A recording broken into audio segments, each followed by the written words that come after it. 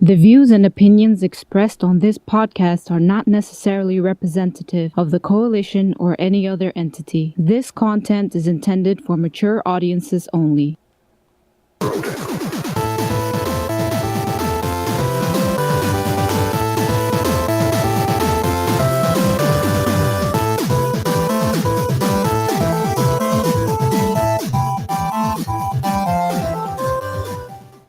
What is going on, people? Welcome to Throwdown Your Questions, episode 151. I'm your host, Tony Polanco, and tonight I'm joined by Emilio Lopez. Stuff looks a little bit different than the last show we were on. Chris Seeley. Hey, what's up, everyone? Carlos Romero. Yo. Brian Manjoma.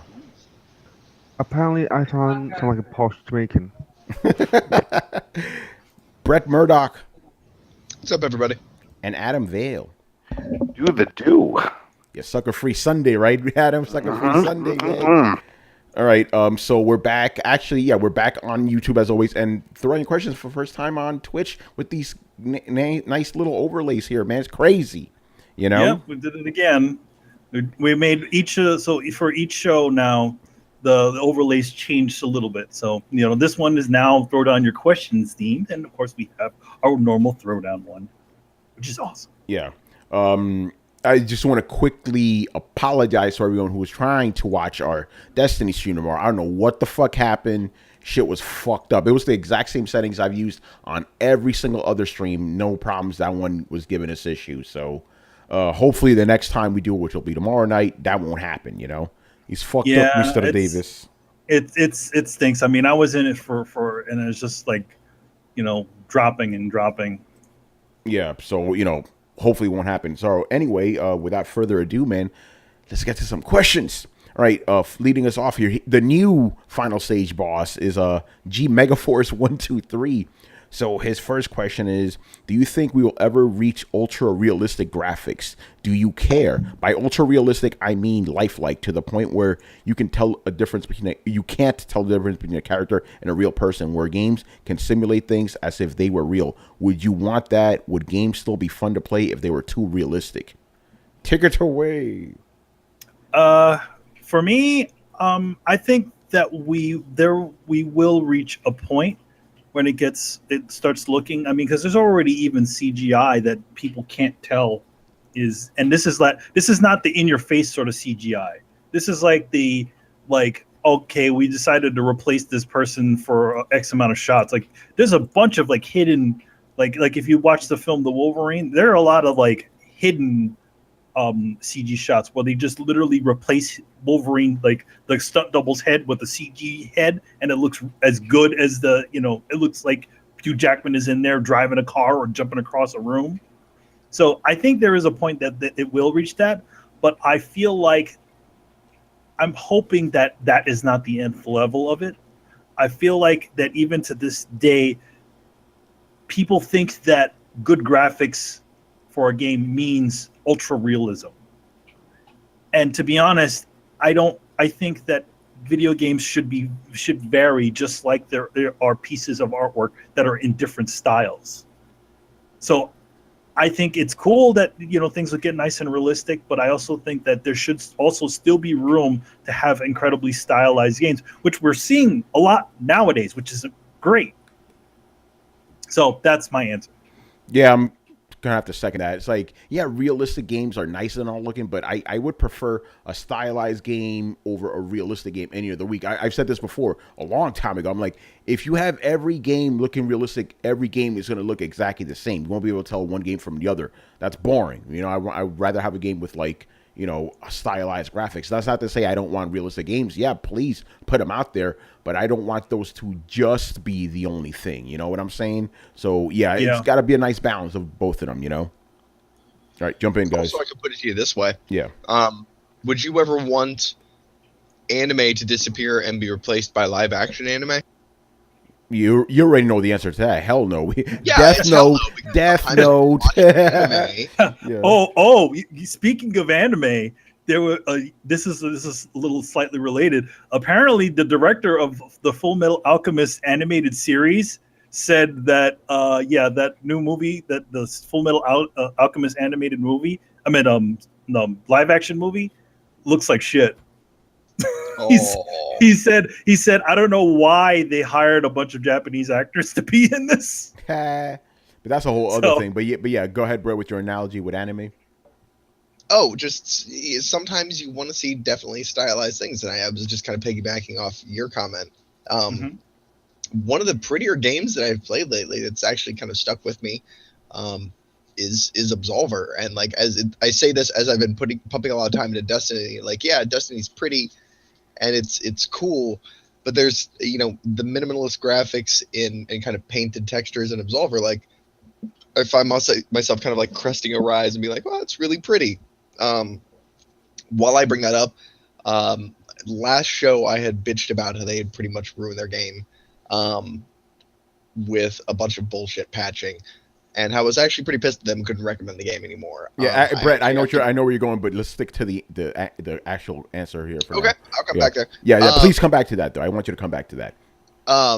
Basically, what I was saying is, Warcraft graphics or Pixar graphics or painted cell shaded graphics. Like, there's always going to be need for variety, because yes, if everything looks super realistic, it looks super realistic and everything looks the same. But then there's another point that I wanted to make, that you're going to kind of hit the uncanny valley. Like, when you say look super realistic, like, it'll be everything looks super realistic until you do something, until somebody moves a certain way, or until an animation loops a certain way, or the wind doesn't blow through the hair the right way. And it'll be a very long time before you have something that could be like, interactive reality, where, when you punch somebody, even down to, we're just going to get nitpickier and nitpickier. There will be a time where, like, well, when I punch somebody, I didn't see the face, the soft tissue over the hard bone structure distort as they moved to the left and went down. We can do very, very, very realistic games, but with a lot of constraint. Forza, we can make that happen now, but we can't really incorporate that into larger game worlds other than corridor games. It's always human beings that are the issues, like objects, like cars and vehicles and guns and all kinds of stuff. We can make those things look incredibly realistic because they're not objects that exactly they're not organic objects. Sometimes, like, even as good as the modeling in GTA is, it's not like you without some mods, it's not like you would mistake that for a real car. But I also think that for a game like GTA, they're not exactly looking for realism. There is a bit of stylization happening with that game. There is. Okay, maybe maybe a closer one would maybe be something like Hellblade. Like, if we're, it's kind of going for that very realistic looking look, but, and you see those still shots of Senua, and she looks amazing sometimes, but then sometimes you just get those little, oh, okay, I know what that is. Yeah, that looks kind of weird. I was more marking the fact that, like, Forza can have amazing scenery and, photorealistic graphics because it's kind of in a small corridor, The Order looked really good because it was a very cinematic corridor-driven game. So it depends.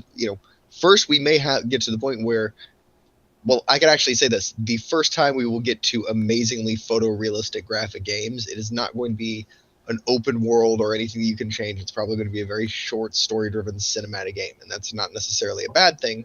But then it'll be quite a long time before we bring that quality into the rest of gaming, where you have a little bit more freedom and the computational power needs to play a little bit of catch up. And then we're going to constantly get hooked into things like, yes, it looks great until it's in motion, and then something looks kind of weird. So it's not going to be like we can flip a switch and have photorealistic graphics. And it's not like a gradual incline either. It's going to be, we'll have photorealistic graphics, in still shots, and we're already achieving that at certain points. But and the way animations move or the way that things hook, like, it's going to be harder to make something look indistinguishable from real life in action, as opposed to just having a still shot, because you can stop and look across a landscape on a lot of games and have a really pretty skybox and fully rendered, environment. It'll be very pretty and very lifelike. But everybody knows that game where like the animations seem off and everything feels, floaty or clunky or whatever. And that'll be the last thing to go. Yeah. All right, Chris, jump in here, man. What do you say? I personally don't want ultra realistic looking graphics. I like the stylized stuff. Like, look, I get excited when I see animation that looks good. Like the Dragon Ball Fighters game. I'm Yes. looking forward to that. When I first saw, no, I wasn't a fan of the Budokai Tenkaichi games, but I liked that they were able to do that stuff, like the cell shading and stuff. That excites me. I don't think if I saw a game that looked like, I don't know, Running Man, that I could control it and all that stuff, it would just be creepy to me. So I think we could get to that point with shooting is just constantly changing. Uncanny Valley. No, but we're beating Moore's law, and if they do quantum computing, then that would blow away any limitations of like, oh, we only have a limited number of CUDA cores and all that. That would end that immediately. You don't think we're going to eventually run into the shit, what did I just say? It was Uncanny the Uncanny Valley. Yeah, where they like, it looks super realistic, but it's just dead in the eyes, and it's freaking me the fuck out. Yeah, no, we're there now. I think how we'll get past that is with I don't know, maybe integrate some AI into the freaking game. Just make it even more scary. They look real and they act real, so yeah. Yeah. All right, Brian, jump in here, man. What do you say? No. Like, I don't see the point of having ultra realistic graphics, because all it does, it just makes things look really odd when things don't look right. Because obviously at some point, like the character is going to do something like really dumb, like fall to the floor, and then that's going to break the whole immersion. So no, it's a video game. Like, it's meant to have some level of stylisticness to it. Like, whether it just be like a small thing or a large thing. Like, one of the reasons why people like Dragon Ball Z Fighters, because one, it looks like an anime. Like, it looks like an anime, and they've achieved that. Because anime have a certain style, and then compare that to, I think, like Marvel vs. Capcom when Infinite, when that trailer Yes. first dropped, and everyone's like, "What's wrong with everyone's faces? Like, they just look off, So yeah, it's pretty dumb. And Brett, Forza is beautiful. Leave it alone. Oh, I absolutely agree. Forza is beautiful. I was just saying that it's the first one to make it there because it can play within the confines of its box and devote all of its power to looking beautiful. First. I'd say that Gran Turismo did it first. Yeah, it did actually. Think so? Yeah, definitely. Yep. Gran Okay. Turismo was the Okay. first ultra realistic looking racing game. Then Forza came out. Today I learned. I got schooled on air, folks. All So, right, go ahead, Carlos. So for sure, it's inevitable that we'll reach ultra realistic graphics. The advancements we've made within just the past couple of few decades with computer generated anything has been really extraordinary. So reaching another level to get ultra realistic, I think it's achievable. Probably within the next couple of decades, if you ask me. But realism is so boring. Well, Like, it's.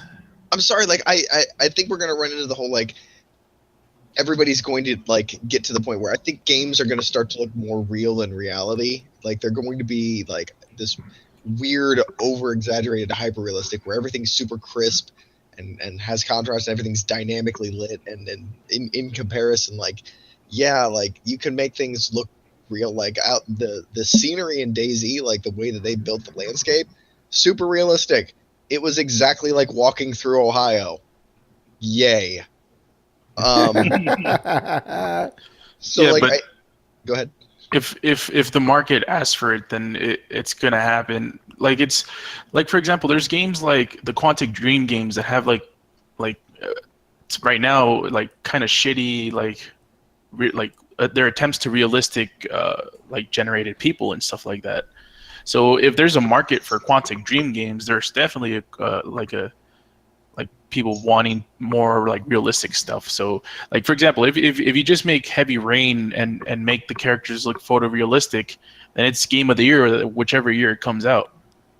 Well, Heavy Rain, and here's a good distinction I think we should bring up. There's realism in play and realism in the way that things look. One of the things that was great about Heavy Rain is the fact that you could interact with the world even in these really boring, like you could walk in, pick up a bottle of aspirin and like look at the back label.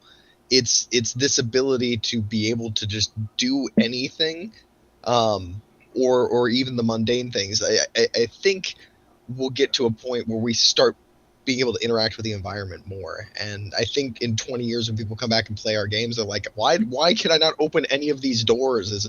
They'd be like, oh, well, we didn't have interiors of buildings back then. And you're like, what? There's just a bunch of real fake doors everywhere, and I can't pick up anything. Why does this guy not drop the gun I just saw him using? Like, I think that there will be small quality of life improvements that make for a more intuitive. Yeah, actually, let's get Adam's take in here because we're being on this one too long. Adam, what's your take, man? I would have liked to see more of LA Noire, the facial expressions, the way they did that whole thing. That was amazing. Oh. I thought they were going to add that into a lot of other games. That right there is enough for me because it's all about just seeing the characters' interactions and their faces. And if you could see their expressions clear as day, that makes it even more real. So I remember doing those interviews and seeing their faces. I'm like, this is amazing. I know that actor. I can recognize the actor's face. I can see when he lifts his eyebrow or he like sort of drifts off and stuff with his eye movement. It looked amazing. Just add more of that. Yeah, so you want games to be more realistic then, right? Only on the face, not everything else. You don't have to add all the other shit. I don't need mocap. Oh God! But the face, I want to see more of the face. Right. I mean, we could all agree that Mass Effect was hampered and criticized. Yeah, exactly. Because of that. Yeah, because of the faces. Yeah, you got to definitely concentrate on faces. But anyway, let's move on, man. Okay, second question. This is an interesting one. Okay, are millennials ruining gaming? Nowadays, you can't make a game without something non-PC, without fear of people rioting or attacking the developers. More than ever, games are being created to align with the PC and social acceptance agenda. Do you think millennials are to blame, or is there some other cause? It's a change of the times, man. It's a change of the times. This is how it is. It's social media. Now people can get their voice heard, and they could make a big noise and people listen. We didn't have that back in the day. You had to write letters, and the only people that read it were the people behind the scenes. Now everybody gets to see those dirty letters, and hear those concerns. So. I think there's more. I'll be honest. Like, do you guys want me to go down the rabbit hole on this? Because I've had this conversation with Tony, and he knows where I'm going to go. Go for it, Brett. I'm kind of being weird about this myself because I'm trying not to get in trouble. But Brett, everything Brett's going to say, I agree with. So go. Okay, so essentially what you're seeing is the idea of postmodernism bleeding through the soft sciences into entertainment. It is this idea that postmodernism encapsulates the idea that the world is unknowable, and because the world is unknowable, it abandons empirical thought in favor of rational thought. To put that simply, it's anecdotal evidence. It is that everybody's world experience is equally valid. If you think the world is flat, then maybe the world is flat, and that's an extreme example, but what this has done is it's caused people to focus on micro narratives of people's experiences being valid just because they themselves have experienced them and not because they're reflective of real life. This series of micro narratives is what has essentially started and held the social justice warrior movement of a bunch of people saying, like, well, don't assume my gender or my identity or my experiences are valid or blah blah blah blah. We've abandoned the idea of rationalism in the sense that there is something to know, and this is very evident in the whole there are only two genders. We're redefining very basic concepts, even down to the idea that science can't be followed because it was made by a white person. You are having people completely abandoning empirical thought in favor of these micro narratives, and these micro narratives, while they're gaining traction, are essentially small outlying factions, and this leads to demagogues, and demagogues basically unite these small factions in an effort to bring them together. But these small factions never agree, and this can be seen in everything from large scale politics down to small scale politics in video games and things like that. it is my firm belief that we will eventually see the pendulum swing back the other way, because you cannot develop and continue in an idea where you've completely abandoned empirical thought. You eventually are going to have to come back around. And I think that there's enough people out there, although they're quiet about it, they're not the vocal minority, that there's enough people out there that are honestly getting quite sick of that. I'd point anybody who wants to argue with me to Rick and Morty, which pretty much makes its bread and butter on pointing these things out and making fun of them. There's a frustration going on there, and I don't know whether it's going to be a big powder keg that blows up or what, but if you want to know why all of these things are being affected, that's essentially why. It's because there's a whole lot of people that say my narrative is just as important as actual fact or anybody else's actual experiences. And that kind of levels the playing field in a really weird way, where and the end result is you have characters that you walk up to and you're like, hey, do you know where the bathroom is? And they're like, well, I used to use the ladies' bathroom, but now I use the men's. And you're like, okay, so up the stairs to the left, I guess. So yeah, that's what you're seeing, is people trying to cram the idea of their micro narrative that they have justified by it being their narrative and being just as important as anybody else's experience. So they can they use this as a reason to be able to cram their ideology down their throat and validate it at the same time. There's my rant. Yeah, that's pretty much it right there. The only thing I want to quickly say is, it's not a millennial thing. You could have older people that are of that mindset. So you could have millennials that are rational thinkers. So it's not really millennials. I know people like to bash millennials. I've done it myself, but it's not a millennial problem. Yeah, go ahead, Carlos. Give me a millennial that acts like that, and I can point you a Gen Xer that does the exact same thing. Like it's a thing that has to do with technology and the congregation of different factions of people who are like-minded in several different ways. Like the fact that, like how Adam mentioned it before, you would send a mail to send your thoughts to a person. Now, we all get to see it. We all get to see it, and now we're hearing these voices that have always been there. It's just more vocal. Now we're all seeing it and hearing it and experiencing it, and it's in our face. And when they start banding together, then certain markets start bending to it and be like, oh, well, maybe we need to make these changes. Maybe you do, maybe you don't. It's up to you. Yeah, I also quickly hold on. I quickly want to expand on what Adam said, because not only do you have social media where you could actually get out there, but see, back in the day, right?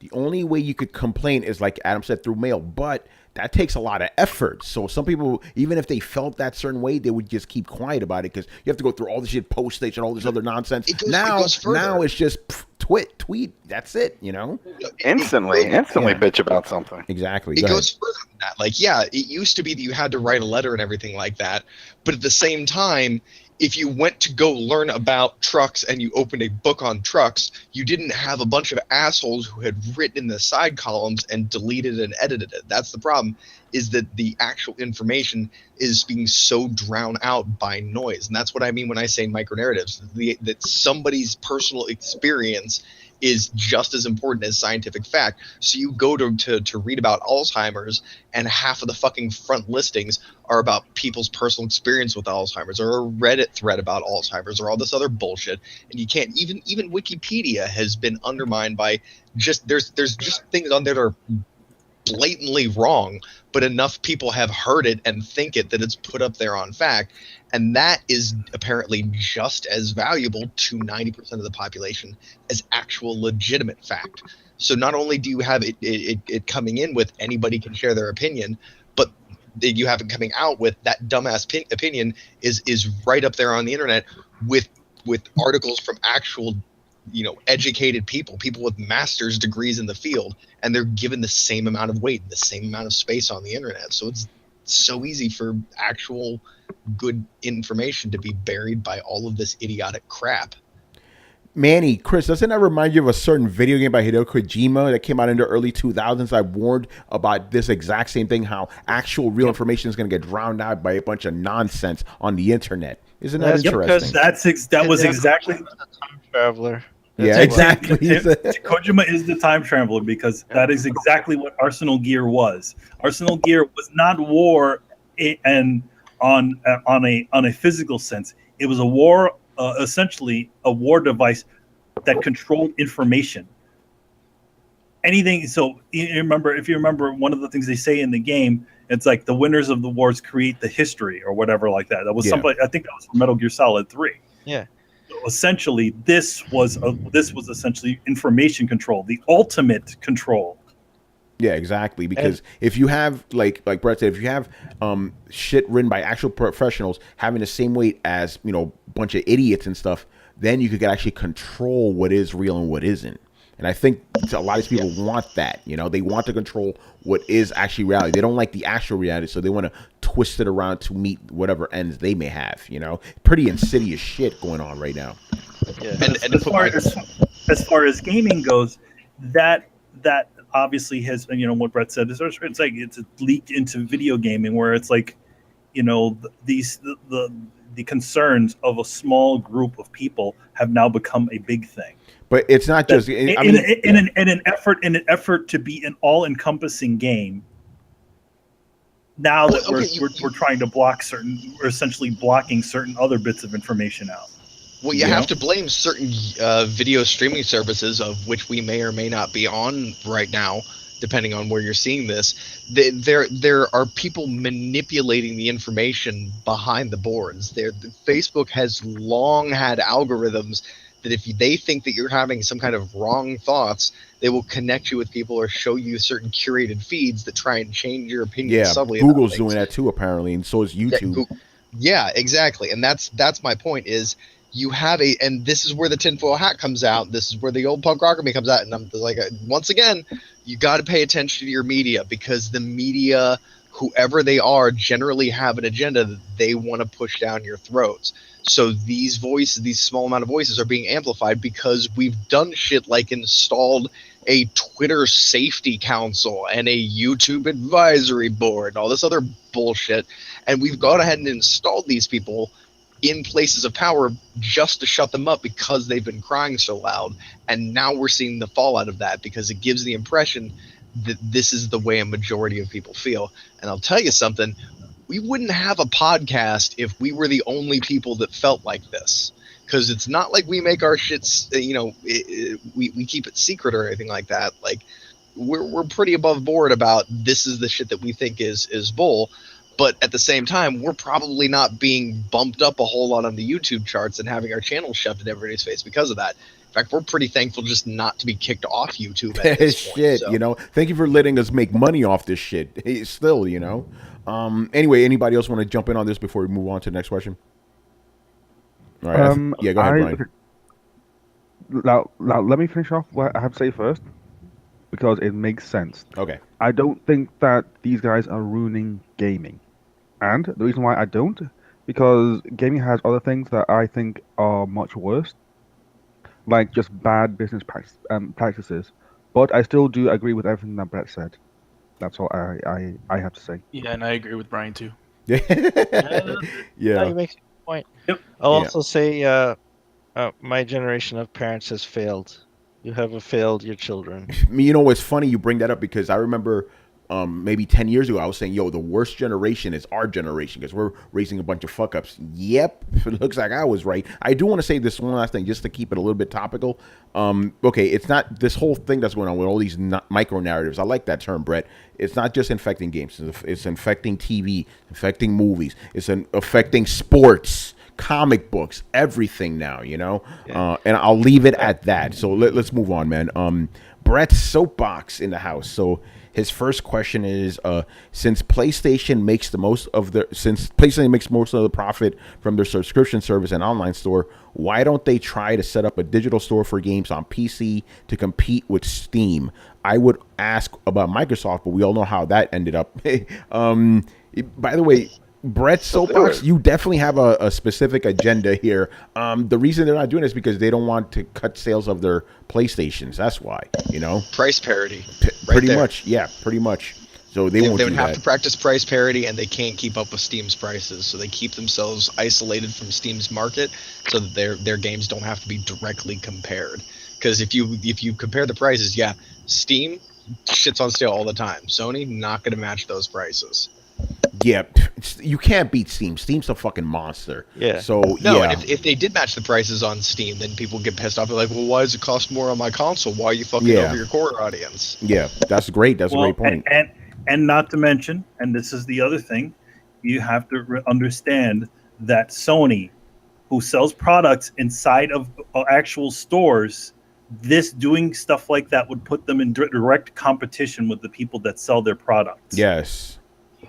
That is why you rarely see a game, or ever see a game that is lower in price on the day of launch as a digital version. You guys wonder why you Did don't it see with Doom though? And shelves? it's really up to the publishers. It's not so much Sony or Microsoft. Well, it is obviously, yes, it is up to the publishers. But if you look at that price drop that was on that Doom game, right? It was what? It $50? really wasn't that. It wasn't really that much of a bump. Dude, but I've looked into this. Walmart won't give up the shelf space for something worth less than $60. That's why you don't see games being released for less than $60. They'll mark them down. They'll move them into a bin. But those little pieces of real estate in that glass case, those are highly coveted. And the problem becomes that if Sony decided to say, like, you know what, we really don't need to make $60 for this game, we're going to go ahead and offer it digitally for $45 and not make a whole lot of money off that, but still sell it, physically. Walmart would pull all of those games off the shelf. They would refuse to sell them. They would affect overall sales, and they would create a negative media effect. Many a company have actually had to artificially raise the price of their game. Like if they put it out on Steam and it's $40, guess what? It's $60 when it comes to PlayStation, and that's because of shelf space, and that's because of their partnerships with big retail chains. Damn. And this is the same for all physical media, all things. This goes for comic books and movies, and every single one of these things. The moment that there are no stores, that have to sell these products, that's when you'll see those sorts of drops. Why do you think Steam could have those crazy low prices? That is why Steam has all those drops. That's exactly why iTunes is able to sell songs for 99 cents. But that's the exact reason why you can't sell a digital comic book for 99 cents when shelf price is $2.99. Exactly, because that would put them in direct competition with the actual stores, with the direct market. I actually talked about this on my Twitter once. So yeah, as long as if there was a Steam, if Steam was somehow an actual console, right? Just like everything else out there, like a PlayStation or something like that, and was sold at stores, I definitely think that there would be you wouldn't see those sorts of drops. Yeah. But being that they are not. So Manny, since you're into the comic world, is Comixology, that unlimited service thing, is that hurting? No, Comixology does not hurt anything. Hurt the. No, he's talking about is Comixology Unlimited. Yeah, because they do the unlimited now. It's like, but it's not really. Here's the thing: it's not really unlimited. It's only like the first arc or two, and then the rest you got to pay for. Yeah, those things. Go ahead, Manny. Those things, those digital services have all been looked over and mulled over by the companies. If you ever notice, whenever a comic comes out, they're always the same price as they are on the stands. And then maybe a week or two later, something like that, you start to see the drops. It's because on the first, it's just like in the game industry where it's like not new releases. I don't have Comixology. No, it's not. It's never not new releases. Drops and unlimiteds are always months off. Yes. So if you get I'm hate to talk about Marvel, but if you get the Marvel service, you are only, when you get the Marvel Unlimited service, you're getting all the older books for free or whatever for your 6 months later. Yeah, you're getting them 6 months later. Plus, huh? So PlayStation Plus. I mean, yeah, you get your game free after years off. I mean, why would they release a game for free? Yeah. Except Rocket League, there are some games that some do. Yeah. Some do. But the thing is that where does Rocket League make their money? Yeah, exactly. They make money because they microtransactions, man. It's the microtransactions. It's all the free stuff. All that stuff I get for free. What? They have microtransactions? Yeah. Yeah, they do. What? Well, the cars, you can get cars, but it's not necessary. It's not necessary, But that's people how they're buy them. making- People buy them people anyway, buy man. them. You Because they know? always Because keep it- coming up with all these maps, and every time I jump in, I have like all these different maps, and I know I don't have any kind of season pass or anything. They just give that shit. Yeah, it's the same thing for Heroes of the Storm. The game is free. The maps are free whenever a new one comes out. The heroes, if you play long enough, you can get them for free. But a lot of people buy them. They just don't have the patience. Yeah, exactly. So that's how those guys do it. But again, it's like all these different things are all beholden to physical stores. And the moment that I'm sure that will never happen, maybe it might, but the moment that there are no stores that sell these products, if there's no comic book stores, there's no other types of stores, and that digital was the only thing, then you would probably see those sorts of things initially. You will see a full-on game that may be launched for lower on there. But that is probably not going to happen. Most of the country has bad internet, so people are going to just go to the fucking store and get it. Yeah, I think I read something saying that digital still accounts for a very small amount of pretty much anything. You know, if you take it all together, like obviously Amazon's really big and stuff, but people still buy that whatever you could buy off Amazon for real. You know, so it's still low and stuff. Anyway, go ahead. Again, it's like and then for Sony to do something like that, to make a PC Sony store, it doesn't make a lot of sense for them.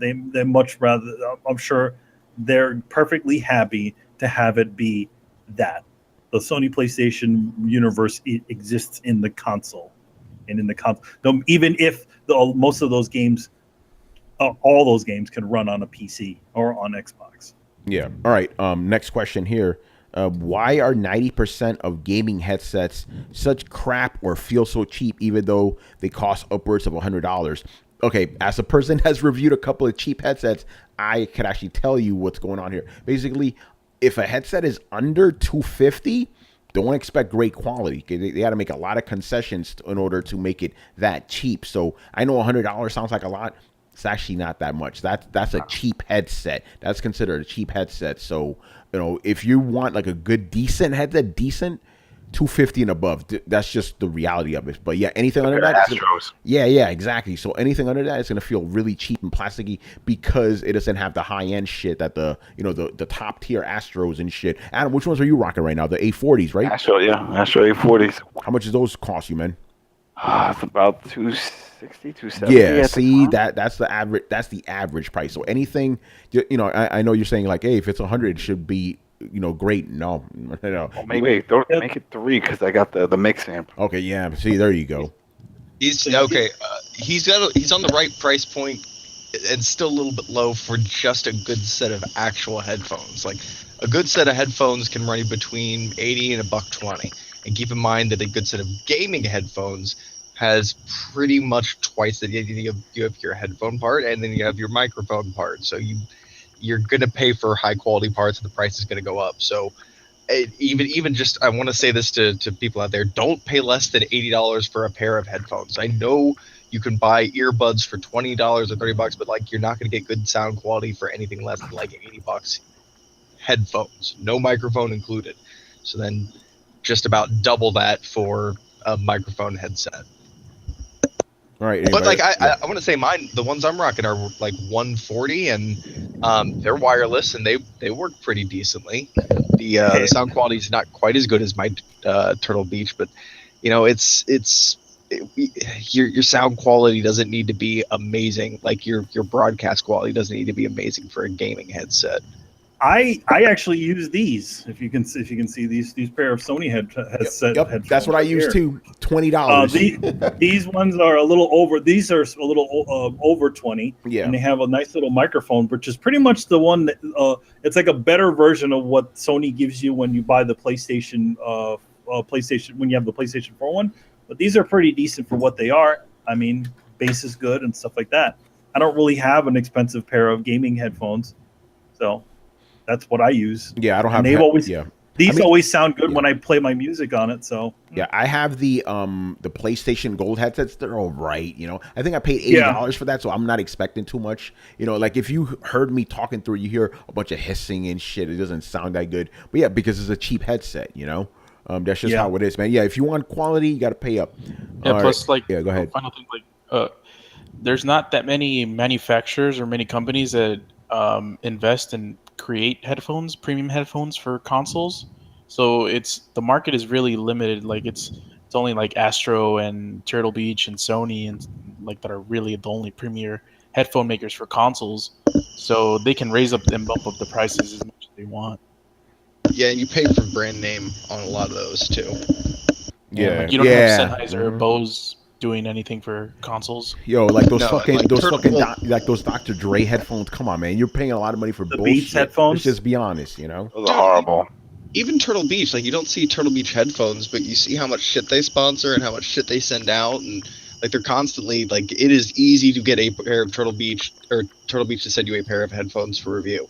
Not that hard. They're pushing their product pretty hard, just not in the most obvious ham-fisted way. But you know, they have deals with Walmart to, you know, have big displays up and shit like that. So all that costs money, and all that cost gets passed along to you, the consumer. So on a lot of these, and I can't say that there's a better option, but yeah, Sony markets theirs one way, Turtle Beach markets theirs another way. There's not many great headphone makers or headset makers on the market that are just, oh, these guys are great. You know, LG maybe, if you can find a pair, they generally tend to make good electronics. Logitech used to make good ones, but yeah, a lot of them don't necessarily work with consoles. Yeah. All right, man. Let's move on here. My man Sean Garidi. Been a while, man, since you asked us a question. So it's a little bit of a two-part question. Were any of you fans of the Saga Frontier series on the original PlayStation? So let's start with that one. No, I didn't own the original PlayStation, so no. I know of that game, but I never played it. Yeah. Anybody here's played this thing? Saga Frontier. Nope, same as That's a name Chris. I haven't heard in a long time. Yeah. I vaguely know the name, but no. Can't say that. Saga Frontier I remember it was a pretty damn good I think it was a Square RPG, right? I couldn't tell you. Okay. I couldn't tell you. Somebody in the chat. I'm gonna do a short search on it right now just to remember it. All right. Again. The second part of the question. This is really more for me and Carlos, I guess. If you have, negate that part. Have you seen Octopath Traveler on the Switch? Yeah. Carlos and I played the demo of it. Okay. Let's get to the part we disagree on. The voice acting. You thought it was horrible, right, Carlos? It was horrific, man. Like there's like characters trying to do British accents, but they clearly sound like they're Americans. There's this particular part where this little kid shows up where he's like, "How you gonna do over here?" Like some weird ass shit, man. Like I'm like, what the fuck is this guy saying? Like it was pretty bad. Yeah, but the game is good. Yeah, we'll get to that. Yeah, the funny thing is, the voice acting was perfectly fine to me. I didn't realize it was bad until Carlos pointed out, and then when I listened to him, I'm like, yeah, I guess I could see where he's coming from, but that totally didn't even got by me. But yeah, let's talk about the game, because the game is actually pretty cool. You know, turn-based RPG. I like how you could kind of stack up your super attacks and stuff, and at least like a super crazy attack. I like that. You know, I like how you have to use different weapons and stuff to hit the weaknesses and all that shit. It was fun. It was really cool. I like the style too. It's like a mix of like, what happened?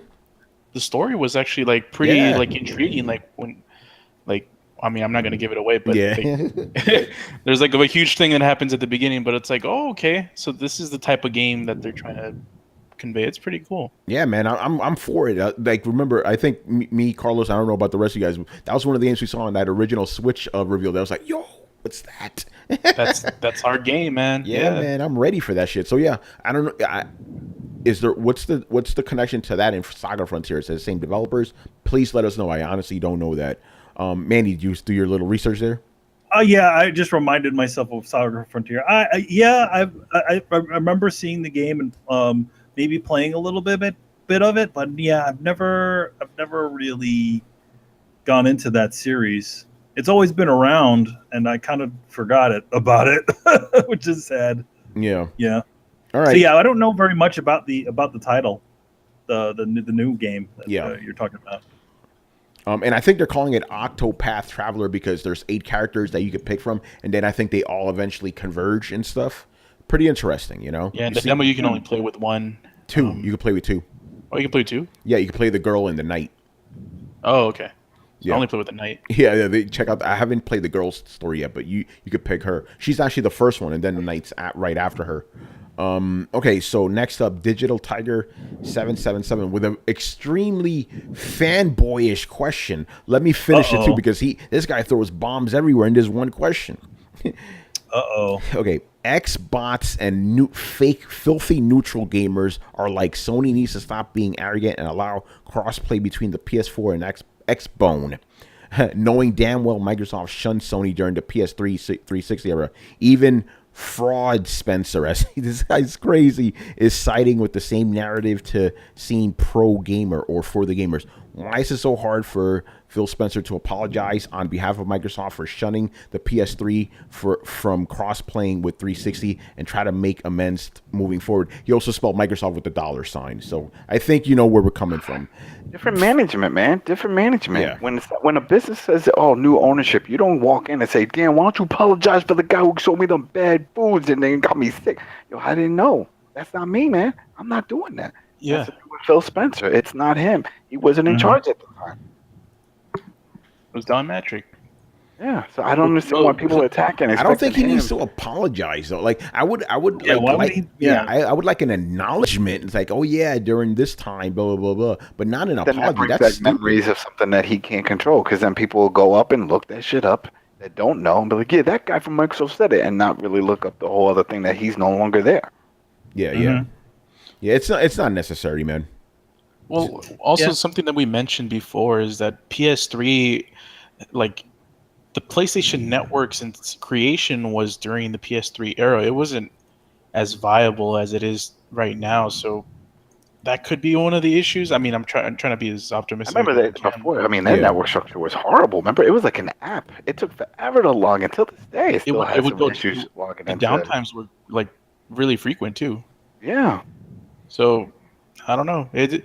They should like work something out, because at least, I mean, Switch and Microsoft, like who the hell would have expected that? That's right. All right, let's just get this on the table, because I've personally said that it's up to Sony or Microsoft.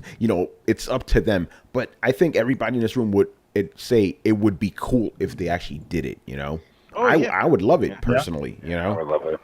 But it's at the same time, it's up to us to really let these companies know, But it's also not anti-consumer that they're holding it back. That's their prerogative, Just got to throw that out there.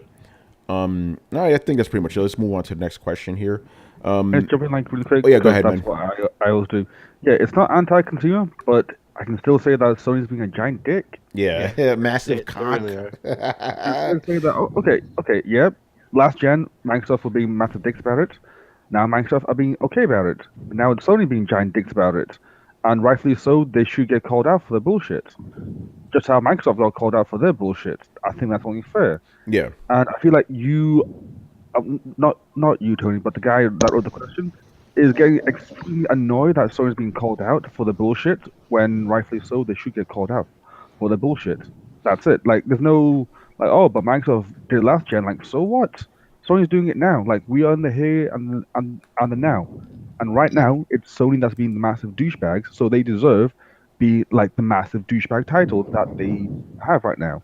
Sorry, like, Yeah. I have no control over that. Like, we are the throwdown. Like, we call out this bullshit. Yeah. Like, that's what we'll, Nah, that's man, what you we must do. have Right a now, bias against Sony's PlayStation. being douchebags. Yeah, go ahead, Fuck Carlos. PlayStation, fuck Xbox, fuck Nintendo. Do something. Fuck, Throw down, fuck PC baby, as well. throw There we go. down. Oh shit!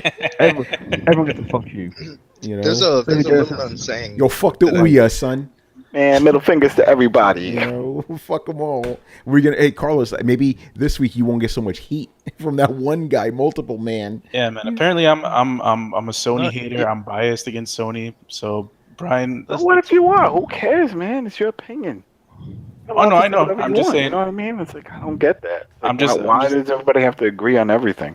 Yeah, I know. A bunch of people forget two wrongs don't make a right. Like, yeah, I get, like, if somebody did something to you before, but turning around and doing that same thing back to them, that's called being vindictive, and it's petty, childish behavior. So, yeah, like, we got to call Sony out. Like, yeah, it's kind of being a bit of a bitch about it, man. Like, If you're doing this just to be a vindictive asshole at the expense of your the happiness of your core audience, like that's kind of a dick move. Dick move, bro. Yeah, man. By the way, I just realized I've been doing this whole show without flipping my fucking camera, so I did that right now. All right, let's move on, man. Wait, hold on a second. So- I didn't get to say anything. Oh no, Chris, you sure, man? You sure you don't want to get in trouble by these ponies, man? They may come after us right now. No, because I don't care. I said this last week that Yeah. Microsoft was missing out on an opportunity without crossplay because we got a question about Fortnite that they accidentally pulled this off, right? Yeah. And they had to go patch it and undo it, right? So we know it's easy to do. We know it's not a technology limitation or whatever. This is a artificial corporate limitation just done by Sony. So we know they're being dicks about this. So we already agreed on this. We already said this. So there's no like bias or any bullshit like that. Yeah, and yeah, I know Microsoft did it last generation. So what? Now they want to correct it, and Sony's like, now, fuck you guys, we don't want crossplay. So now they're being dicks. Like you have to call it out as you see it. It can't be like, well, yeah, like Brett said, oh, they were bad last year. So what? Who gives a shit? You could be better than that. Yeah. No, two wrongs don't make a right, man. All right, anybody else want to jump in on this? 2 out of 3 ain't bad. All right, this next question is kind of interesting. If you could play the role of Mario trying to save Princess Peach, who would you cast as Princess Peach? Note, girlfriends, wives, or significant others are not allowed. I could play Mario. I don't want to be Mario. Well, that's the question. That's the question. Wait, what's the question? Okay, if you What if could, you're like the Princess Peach type? I don't know. They then cast her out of role. I already have my Princess Peach. So it's basically if there was another Mario movie, who would we cast as the princess? Yeah, like I think the question is like if you were playing Mario in the Mario movie, who would you want to be your Princess Peach? So is it just who would be your Princess Peach? Like who would be the princess you rescue, or who So would you Rodriguez, cast everybody knows accurately? that. So Rodriguez. Well, I don't understand why this is even a question. All right, let's Yeah. just move on. That's it. We got it. For me, it's Mercedes Carrera, man. Fine ass woman, man. Check her out on Twitter, please. You know the thing is, but she likes guns, right? So when I find her, I'm gonna give her a gun, and we could both shoot our way out. You know. That's my Mario movie. It's violent, man. All right, guys, come on, Manny, go. I don't know. What's her face from Say the Fast and Furious. So Rodriguez. Defenders? What's her face from Defenders? Night Nurse. Oh, you want to save her? Okay, there you go. Yeah, I can't remember her name. What's her name? Rosario Dawson. Rosario Dawson. Yeah. Joe Adams, You want Rosario Dawson to play Princess Peach? Yeah. Why not? Eh, What are you trying to say? A Puerto Rican can't be Princess Peach? Hey, wait a man, minute. She's Dominican. She's Dominican. But I named a Puerto Rican too. Carlos didn't get mad. What's going on here? No, but it wasn't because of that. It's because Rosario Dawson is a strong character. Like she always portrays like. Go ahead. But this is a brand new Princess Peach, man. You could be a princess and powerful. Oh, so you're changing okay, so she's not playing the victim in this No, movie like she does in every game? No, she's whoever character we've established her as. I mean, she's not gonna be like, oh, Mario. Oh, good. I mean, this is what happened. If you remember the original Super Mario Brothers, the Peach was also not a damsel in distress in that one either. You're talking about the movie? The movie. Yeah. I already forgot about that, man. I tried to remove. See, because I'm imagining, Bowser rolled up with his troops, right? And like I guess in Rosario Dawson's case, she's fighting these motherfuckers all, but they were just too much for her. She's all like fucking she's all like the chick from Sin City. She's got her machine gun. Yeah, man. She's got her machine guns blowing all the way. I thought we were basing it off like the games. Nah, we don't need to because he didn't get very specific. That's stupid, Anyway, Chris, man, go ahead. And then they'll get mad at me for casting Rosario Dawson as the Princess Peach for two reasons. Number one, she's playing a former damsel in distress character, and then the other half would be like, oh man, they're not Puerto Rican. They're not she ain't Puerto Princess Rican. Peach is not Hispanic. Yeah, she ain't Puerto Rican. She ain't Puerto Rican. He's not even human though. Oh shit! Dio says Eva Mendes. That's a good one too, man. All right, Chris, go ahead. I was gonna say if we're going with the classic Princess Peach, that I would just pick Kate Upton. It's like don't need a Ooh, lot of lines, but you look stunning. So damn, that's a good one. All right, Carlos. God damn it, Chris was so good. That was a perfect one. If you want to go traditional, but yeah. If I go, if just insert Victoria's Secret Model X into this one Yes. same narrative. All right, Brian. I'd say any of the UFC chicks. That way they'll just fight themselves out. And that's it. You know, The motherfuckers Brian will just chill at rescue home. me. Yeah. All right, fair enough. Brett. Charlize Theron. Yeah, that's a good one. Furiosa. All right, You know. Furiosa. Yeah, that's a good one. You know, and Adam, who And did you who did you say could be again? Oh yeah, that's right. Because I didn't say it. Show Rodriguez. You guys should all know that. You crazy, Brett, man. Brett, you could be all silent like Mad Max. Essentially, it'll just be a remake of Mad Max, but with Mario characters. Yeah. Oh, that'd be awesome. That'd be amazing. No, Actually. I just saw her in Atomic Blonde actually, and that's why I was like, actually, and that was actually a really surprisingly decent movie. Nice. All right, moving on here. My man Joel Torres, keeping on the women front here. Why do you guys think there are so few women game developers? I'm going to say this, right? You got to understand the vast majority of developers, you don't see them. They're not in your face like that. There's plenty of women developers. They're just behind the scenes doing art or programming or whatever a developer does. You know what I'm saying? So there's plenty of them out there. But on the question, the reason you don't traditionally see a lot of them, because remember, video games were traditionally, a male dominated thing. Now it's different and shit, but there are plenty of them out there. It's just they're behind the scenes actually working on the actual games. They're not in your face like Cliff Blazinski and shit. There's some brilliant video game programs that were women from the past, like back in the Atari days and shit like that. So I mean, they're out there. It's just you just need to take the time and look. Yep.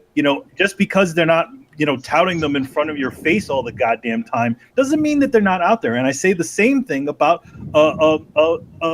developers of color. I mean, Black, Hispanic, Chinese, everybody out there, Indian. The thing is, these people, everybody's out there. You just need to you just don't need to wait for people to tell you that they're fucking out there. Yeah, I mean, the perfect proof of that, read the ending credits of any video game. There you go. There's women, there's men, there's different nationalities. It's all in there. You just gotta look. It's just most people, they just see whatever's on IGN or whatever. It's like, okay, that's it. That's it's because hey, you see the guy on the TV and they don't show all the studio all the damn time, and they're not sitting there and sitting them down in front of everybody and saying, hey, why did you become a video game developer?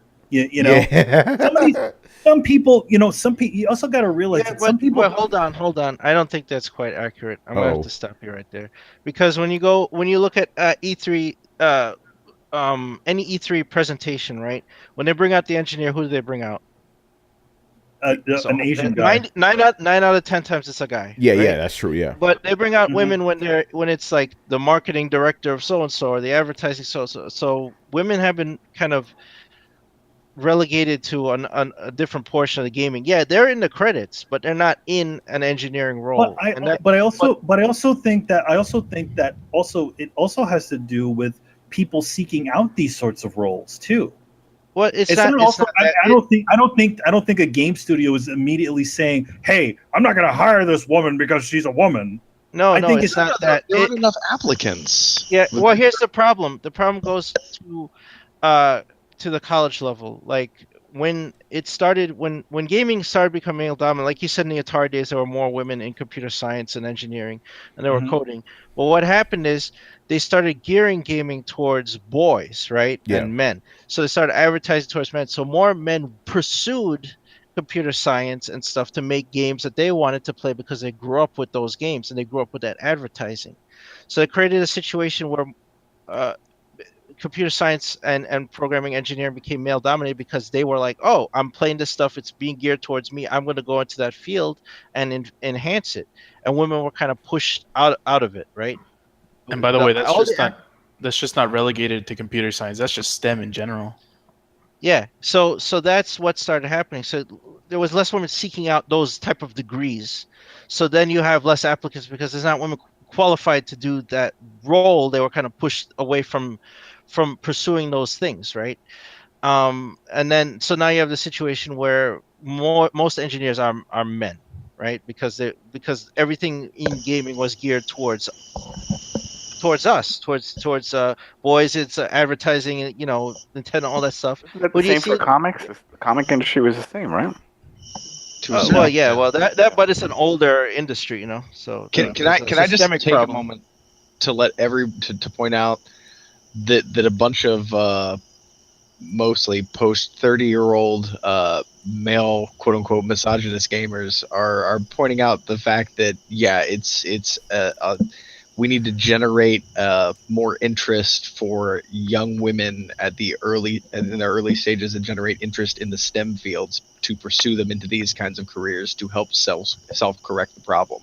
I just want to point out that we're offering a reasonable solution when we talk about the bullshit of like, hey, you know what? Instead of ham-fisting it, how about you do something that actually addresses the problem? We've addressed the problem. We've offered a solution. Just throwing that out there. But Brett, that's not how we address the problem. See, how we address the problem is that we have a quota for women. That way, like we just like force women into like the industry, and that will fix everything. It fixes everything. Exactly. We need to find all the female developers we can. Women, people in wheelchairs like Tony. Like here, Tony. Even though like, you hate doing stuff, you should just still apply for it because like you're disabled. Probably get it. I should. Yeah, probably get it too. Wouldn't that be a bitch? What are your qualifications? I'm disabled. That's it. Okay, you're That's hired. it. Got it. No merit And, whatsoever. Now, can you go into the other room? We need to take some pictures for the website. You're the star of the month, employee of the month. I just started, no doubt. You're going to be great. So listen, go in that room. Don't worry about your hair. We'll airbrush all that shit. You'll be good. Yeah, but no, you definitely need to let women know, hey, you can get into this. Just them in general. You know what I mean? But yeah. So I hope that answers that question. It's kind of sad that people have to be told that they can do these sorts of things. Yeah, I know. It's like you know what I mean? I don't think it's that they have to be told. It's that you have to generate interest, right? And like they're teaching coding as a mandatory class. It's not even an elective anymore. And I think everybody should have a little bit of like, they may get into it and they may be like, oh, this is really cool. Some people are going to be pulled into it, but yeah, like it's a self-perpetuating problem that is a male-dominated industry. We don't necessarily want it to be that way, and we like good games and good storytelling for good games and good storytelling. I don't think any of us really give a shit who makes it. They could be farted out by a magic leprechaun in a far-off grove somewhere. I don't give a fuck. I don't give a fuck. As long as it's It would good. be cool, and I would like to know about this leprechaun. I'm sorry. I would. But he wants Adam. You just got Adam interested in this leprechaun. No, game. man. I was like, yo, I told my therapist they do exist. You're like, no, they don't. No, they don't. Yeah. See, I pulled a trick on him. It's actually a dinosaur. Oh shit. Shit. Dinosaurs now. I'm out. You know what? I'm not gonna deviate the topic a little bit because I could go into because you know what? I will say this. Do you know Manny's right though? You know how many times like people actually do need to be told you can do this. You know how many times I've been told, oh shit, they let us Latinos write about video games? I'm like, yeah, they do. Anybody could do it, but this happens all the time. How many times haven't you gotten that shit? Oh, they let us into comic books? Yeah, the thing is like seeing. I'm not to say that seeing a representative of women, gays, or any race sitting there and doing this sort of thing is incredibly inspiring. But at the same time, people don't know because people don't see them on the forefront all the damn time. They don't think that these things are possibilities. Yeah, exactly. I don't know how many times I've been sitting in those comic conventions. It's like, yo, man, it's great to see him. Hispanic man, or even with my boy Kari, like, see a brother. You see you guys doing this sort of stuff. I'm like, it's like, I didn't know that we could do this sort of stuff. I'm like, dude, you can do anything you want to do. You just need to have the drive. You sound like those commercials on TV. Yeah, no, but there's nothing hear that all the stopping time. you Like, from doing yeah, these like, things. yo, I didn't know they let Latinos write about video games. Like, no, man. What? The thing is that a lot of us are out there, holding it down, doing these sorts of things. it's just a matter of trying, also looking for those things. I mean, again, not letting the media tell you these things are out there. Yeah, exactly. Again, it's like we're like, even our podcast alone, like we're like, well, I hate the, we're a pretty diverse podcast, but we're not going to be saying that all the damn time. But we want to do an awesome show. Beating the drum about it isn't the right fucking thing to do. It wasn't by design. It just happened naturally. You know what I'm saying? Exactly, and I think that's what people need. People can't let their situation or their life things, all those things, get in the way of the things that they dream of doing. Yeah. Go out there, even if you don't see, a guy like me or any of us doing these sorts of things, there's that one question in your head: why can't I do that? Yep. There you go. And that's what you should go out there with. Yeah. All right. Anybody else want to jump in on this real quick? Yeah, you're, no matter what you do, you're going to encounter gatekeepers, and that gatekeepers are going to have a multitude of different motives for wanting to hold you back. It could be that they're petty. It could be that they're jealous. It could be that they've just had bad luck. A number of things. I think we've all had a bad teacher at one point tell us that you can't do something. I've been a professional artist for over a decade. I had an art teacher tell me I'd never amount to anything. Okay, cool story. Whatever the reason, there are going to be people that try and get in your way, and they're going to be haters. And I think it's important not to try and figure out a reason to attribute to these haters. Let them hate for whatever reason. I think when you start trying to find logic in it, you can bring up boogeymen pretty easily. Like, oh, I didn't get the job today. Well, why didn't I get the job? Is it because they have blank discrimination against me? Like, yeah, I mean, that's helpful to bring up, but at the same time, you don't want to let it get away from you. And giving into these people just kind of feeds whatever motive they had. It's best to just know that for whatever reason, there's always going to be people who want to stand in your way, are going to want to make you prove something before you're allowed to go on. And that's in hobbies, in jobs, in personal circles. There's always fucking gatekeepers. Don't let them get to you. Just do you, and you'll get through it. So yeah, my biggest point is don't focus on the differences, because the more that people are assholes and it lets us focus on what divides us, the more that we let them win. Follow your dreams. You can't reach your goals. All right, man. The next question is also about women. Do you think 50% of gamers are women, or is that bullshit? That's bullshit. All right, explain why. Because I'd love for there to be 50% of gamers that are women. I know way more gamers that are men than are women. In fact, as somebody who's a gamer and constantly looking to open my social circle to other gamers, it is incredibly hard to find female gamers compared to male gamers. I'm sure that they're out there, but it's definitely not a 50-50 split. No, here's the reason why it's 50-50 according to all these studies, right? Because they lump mobile gaming in there, right? So a lot of women play mobile games, so it's 50-50. Everybody plays mobile fucking games. I don't play that shit. Unnecessarily.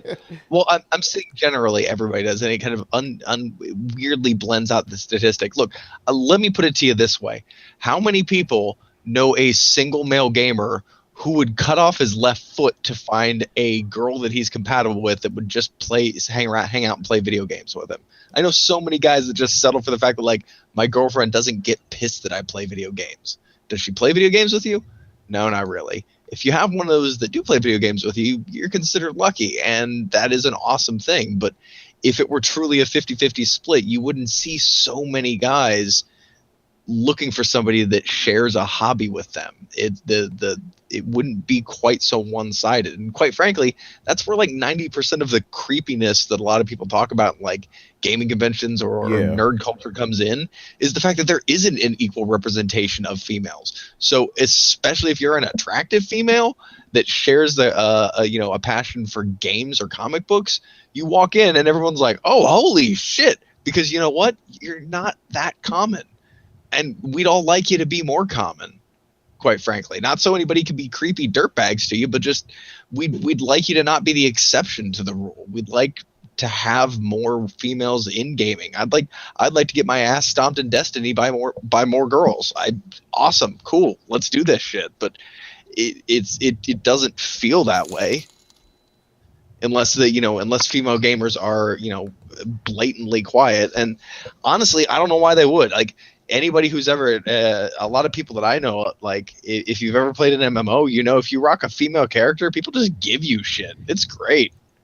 Yeah, quick shout out to Black Metal Gamer who threw us $2. Appreciate that, brother. No, you're right about that. It is very rare to find, like, don't get me wrong, I know plenty of like real gaming girls, but that's because I'm in the industry. But before that, I didn't actually know any. I'm being honest. It wasn't until I got into this industry that I met girls that are into games as much as I am. But before that, in the real world, no, not really. Well, honestly, like, for you guys, like, how many of you guys have played Halo Online? Yeah, I played it. We all played it. Right. I played Adam, have you heard the stuff that gets said on Xbox Live? Yep. Oh yeah. Now, if you were a woman, would you want to sit in those rooms? Oh, I've been better. I've played. I have 2 girls on my list now. One that I played Division with. Whenever we would play on and have other guys, people jump in, they would say nasty shit to her. That's why they have to have we shit on their would voices. Have to boot them out. We boot them out. We're like, all right, well, there's another guy. We thought he was gonna be a teammate. Boot them out and stuff, but it's always that changes. Like, I hear enough stuff about me. It's like, yo, faggot, I'm gonna bend you over. I'm like, yeah, whatever. Keep talking, But that's me, right? But you're a woman. You walk in there, you hear that shit. It's a different context. Yeah. Story, especially if they find out you're female. So I can understand why they don't want to be in that environment. Yeah, no, totally. Like, let's just be honest. I actually do know some girls that they just won't say anything online because as soon as they start talking, a bunch of these creepy motherfuckers come out of the woodwork. Hey baby, how you doing? Let me slap my finger down your ass. Shit like that. You know what I'm saying? It's like, slow down, guys. Daniel Lawson, thank you for the money as well. So that's the thing. There might be more girl gamers out there than we know, but some of them do stay hidden because there's a lot of creepy assholes, man. Let me tell you guys a quick story. I remember one time, Home on PlayStation? So one time, for the fuck of it, I'm like, I'm going to be a female avatar, right? As soon as I got into the game world, there was like 20 dudes swarming around me. What's your digits? What's your measurements? I'm like, what the fuck? And I'm like, I'm a guy. And then everybody just went away. It's crazy. So women have to deal with a lot of bullshit we don't need to, Like Chris said, like, if somebody goes to me, oh, you fucking faggot, you stupid nigger, or some shit, like, I'm like, okay, whatever, but hear some women getting told that different context, you know what I'm saying? So I kind of don't blame them for not wanting to be involved with gaming, because there's a lot of dumb shit. I mean, the thing is that you're talking also about the online universe. Yeah. But who's also to say that a lot of female players are playing non-online games? Yeah, no, I'm talking about that, like, specifically, like, okay, obviously if you're playing a game alone, you're not going to hear any of that nonsense, but if you're playing online, and even like Chris said, you go to conventions, there's some weird dudes out there guys, I hate to use the stereotype, guys that are more or less social rejects. They see a really hot woman, they don't know how to act around her, so they act wrong, So there's definitely that. We can't deny that shit. You know what I'm saying? Oh, no, definitely. No, because there's some people out there like, oh, that shit doesn't happen. That shit doesn't happen. Yes, it does. Yes, it does. All right. Let's move on here to All Day Digital, man. All right. His first question is, what genre of video? I think we may have been asked this one before. As a matter of fact, all these next couple questions are we've been asked before, so we're just gonna give quick answers.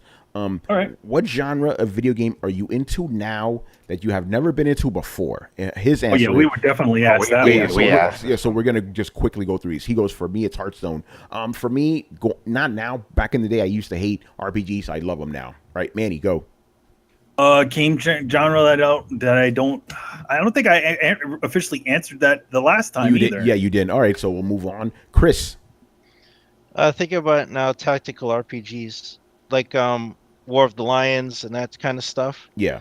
I never used to play that. I'm like, what? I gotta wait turns and shit. It's bad enough for old RPGs. You gotta wait your turn. Everybody moves like they're on a chessboard. But no, I kind of like them now. Cool. All right. Carlos. MOBAs.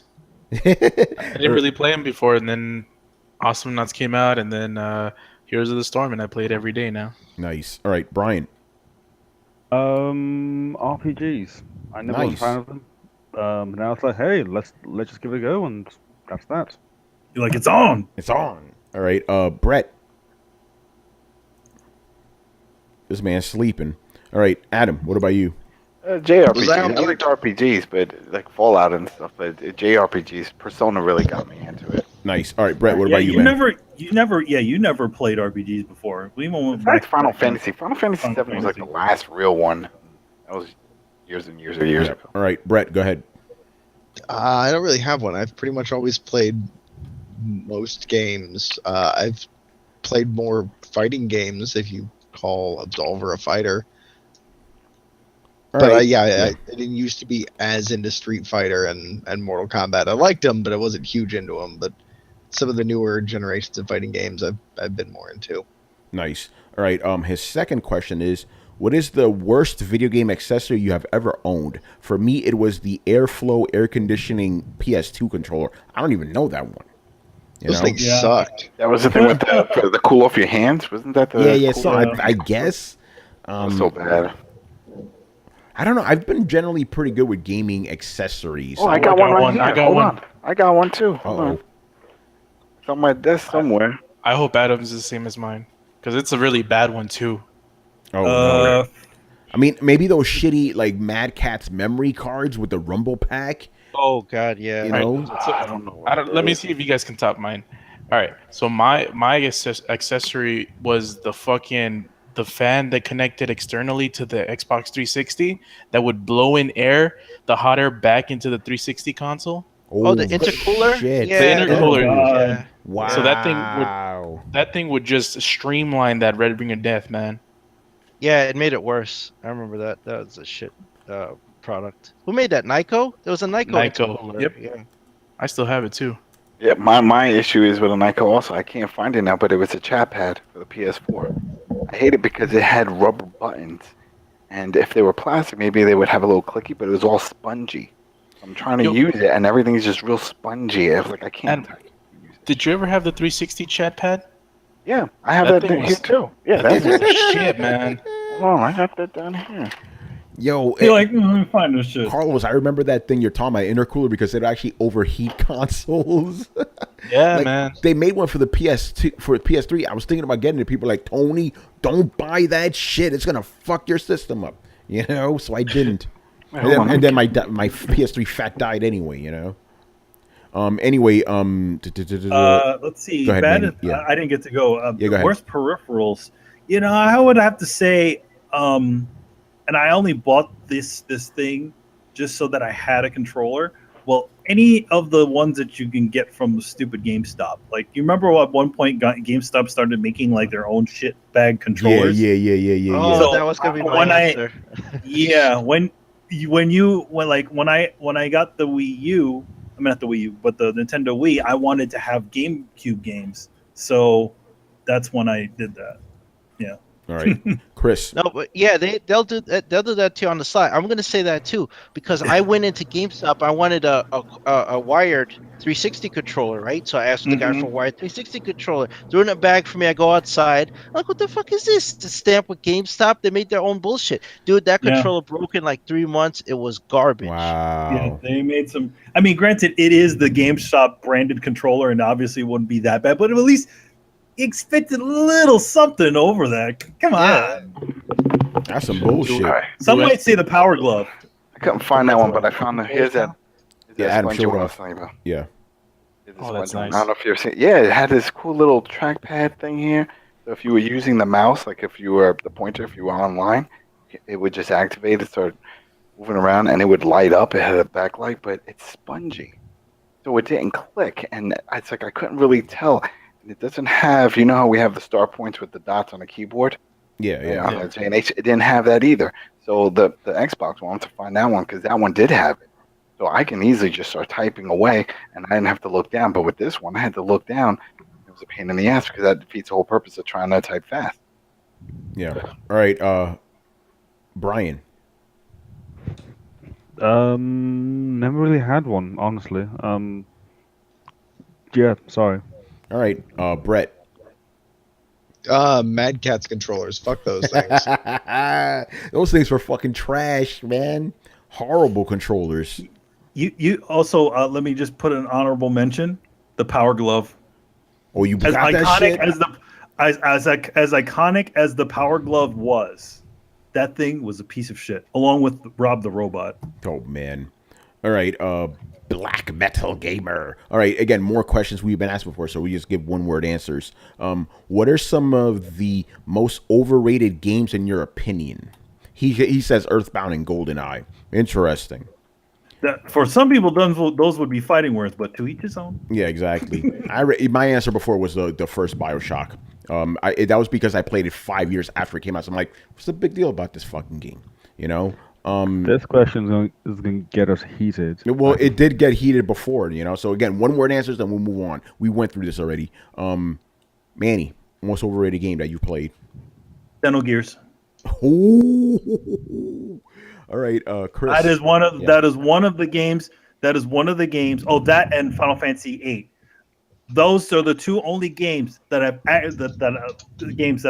in the recent 32-bit till now games that I've sold back. Wow. All right, Chris. Damn. Shit, man.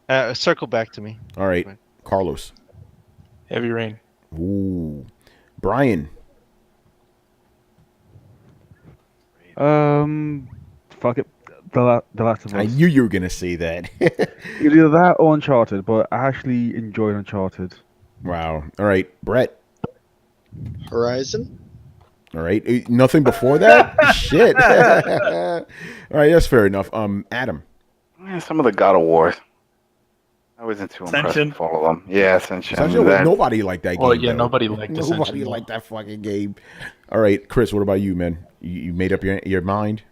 Nah, I gotta skip. I'm All right. blanking. Fair enough. All right, this is the reverse question, which we also answered. Are there any trash or critically panned games that you actually like? He goes for him. It's Army Men, Zelda 2, I Am Bread, and Surgeon Simulator. All right, Manny. So any games that were shitted on that you were like, hey, I like this game? The Bouncer. Yes, the one you gave before too. Murdered Soul Suspect. Ooh, that's a good one. Was it critically panned? I didn't know that. It wasn't. Yeah, it didn't get really. I mean, here's the thing. Both those games. Both they didn't. It didn't sell well, but I mean, it didn't get very. It wasn't really panned, but it didn't get like amazing ratings. Yeah, and Bouncer was panned though. The Bouncer was panned. Yeah, Chris, what's your answer? Remember, video games, not movies, not Last Action Hero. I did enjoy Resident Evil Revelations. Oh, okay. Wait, that two? had bad rating. The first one? one? No, two is trash. Yeah, but I thought Revelation. Oh, the first one. Yeah, it was. Oh, Yeah, okay. that did well. Oh, I thought they both got No, panned. it's just the second one. The second one is abysmal. Yeah. That's why they keep remaking Resident Evil Revelation for every fucking console, because it was actually the only decent Resident Evil I was game. confused about that. I see Resident Evil 4 and I'm like, okay, I can understand why they're remaking that over and over again. Even though it's obscene. Anyway, video games. Video games that's underrated. I didn't like Lords of Shadow. I didn't like Ascension. Shit, I'm blanking. Yeah, I had the same problem too. This is critically games that were praised that games that were shitted on by the critics that you liked. This is a tough one for me because generally I don't really buy crap games. I think I skipped it last time too. Yeah. I don't know. All right, Carlos, what about you, man? Yeah, I'm in the same boat. Maybe it's because I'm trying to think of what games were critically panned, like in general. Like sometimes I don't even know which games that I played were critically panned. So, I don't know. Was Awesome Knots shitted on? No, people like that game, man. I was the only guy who didn't like it. Yeah, I know you're reviewing. You reviewed it for ST Review and Play, right? Yep. Yeah, I remember it wasn't that good. People got mad at you for that one too. Nah, not really. They didn't know what the hell the game was. I got mad at you. I just didn't say anything. Yeah. I was joking. Son of a bitch. All right. Yeah. Same thing as you guys. I'm not too sure. Yeah. Brian, I know you got a couple. I would go with Lost Plan 2. I felt that game was. It didn't get panned. It just didn't get that high reviews. I think it was like roughly around like 5, 6, which is okay, but I thought it was just amazingly fun game. But that's just me. All right, Brett. I can't really think of any. Like most of the time, like I've really enjoyed some games, but if they get bad reviews, they're usually justified, at least in my book, of like, yeah, it was fun, but it was kind of buggy, or it was good, but it got boring after a while. So, yeah. All right, Adam. Man, I would like to see any of the Telltale games because I don't feel like they ever really review, and people always say, "Oh, it had all these glitches, it crashed." No, but Never had they're issues always with them. critically like praised, though, man. Those games always get high No, scores. I feel like they're always bashing and saying that it's got these issues and the game mechanics are old and stale. It's like, Well, that seems It's to be not- happening more now. Yeah, that's now, but it were always praised back in the day. You know, I think people just catch up to the things that regular gamers have been saying for years. You know. I kind of wish they go back to making point and click adventures, like real point and click adventures with actual puzzles and shit. You know, with actual puzzles instead of just like, hey, click the next object to continue. Yeah. All right. Then the last question, Mr. Altajira. Again, we've answered this one before, but you know, we just give a quick answer. Oh, I think Algira's from the UK. He spelled favorite with the U. All right, cool. What is your favorite boss fight of all time? He goes for him, the Hercules fight from God of War 3. That's a good one. You know my answer, man. The End from Metal Gear Solid 3. The best boss fight. The boss fight was so good, I purposely had a save card with that save. I could constantly keep replaying it. So fucking good. All right, Manny. Best boss fight of all times. The CQC battle with the boss at the end of the game. Ooh, that's a good one.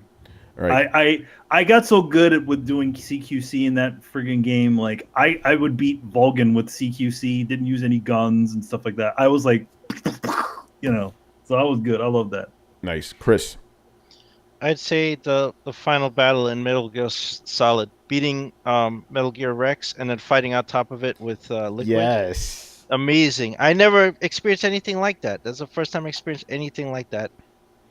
The first Metal Gear was like wall to wall epic boss battles, man. It was like an action. It was at the end of the game. It was like an action movie. It's like you just fought a giant robot and beat it. Now you have a fist fight on top of it. And now you're gonna have a car chase. Yes, man. Take your shirts off too while you're fighting, man. Like men, you know. All right, Carlos.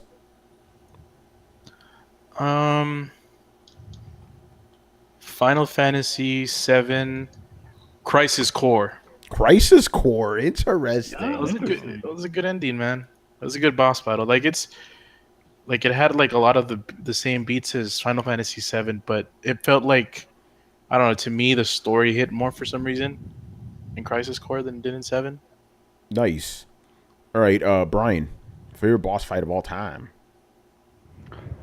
I would say either Zeus from God of War 3 or the final boss battle in Metal Gear Solid 4, purely because the soundtrack and the fact that he actually went through and changed the health bars. Yes. I really did appreciate that. I'm like, okay, this is a game meant for the people that have stayed with the series, and yeah, thank you for that.